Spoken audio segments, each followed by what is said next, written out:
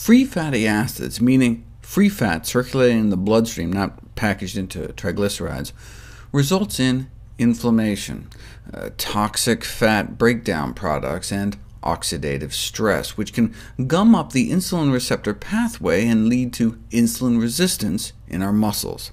And insulin resistance is what causes prediabetes and type 2 diabetes.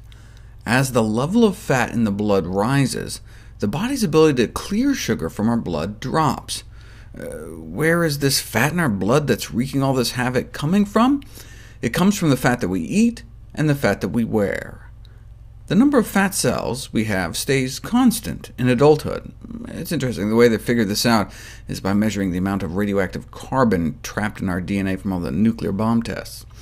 Anyway, after massive weight loss, our fat cells shrink as they offload fat, but the number stays the same. Conversely, when we gain weight, our fat cells just stretch as we pack more and more fat into each individual fat cell. So when our belly button thighs gets big, we're not adding more fat cells, we're just cramming more fat into each cell. And at a certain point, our fat cells become so bloated that they spill fat back into the bloodstream. This is an illustration of the so-called spillover effect. Not only does an obese person have more fat on their bodies, but they're constantly spilling that fat into their bloodstream.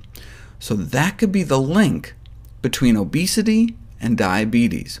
Fat is spilling out from our fat cells and gets lodged in our muscle cells, leading to the insulin resistance that promotes the onset of type 2 diabetes. Or the fat can enter our bloodstream through our mouth. If you put people on a low-carb diet, fat builds up in their muscles within 2 hours, compared to a low-fat diet, and insulin sensitivity drops. And the more fat in the muscle, the lower the ability to clear sugar from the blood. It doesn't take years for this to happen. Just hours after fatty foods go into our mouths, our body has problems using insulin.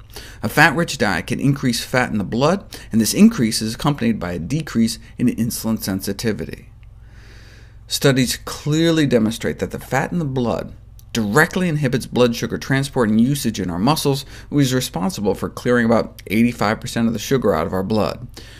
These findings also indicate an important role of nutrition, particularly increased consumption of fat, for the development of insulin resistance.